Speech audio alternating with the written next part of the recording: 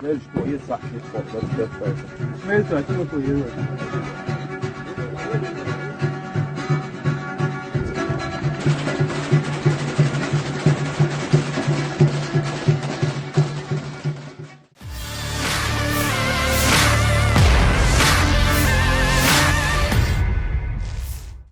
Alikhan Sovkhalov, Komandan Resimen Polisi dari Kantor Keamanan Swasta Pasukan Pengawal Nasional Federasi Rusia untuk Republik Chechnya, kembali mengingatkan para prajurit untuk tidak melakukan hal-hal di luar kesepakatan perang. Para prajurit Chechnya pun senantiasa mendengar dan tak melakukan perlawanan.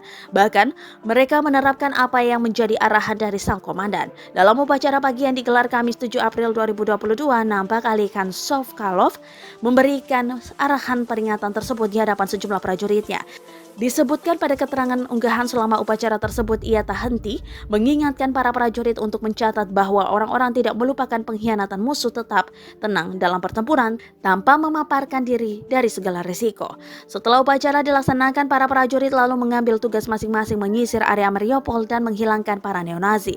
Dengan cara yang sama, mereka akan menghancurkan dan memusnahkan semua neonazi, obskurantis, Rusofobes, kelompok yang menyebut diri mereka Chechen, dan non-manusia lainnya di Ukraina. Dari rekaman video itu juga nampak sederet sisa-sisa alat militer prajurit Ukraina dikumpulkan, mulai dari senjata, jaket militer, amunisi, dan senjata lainnya.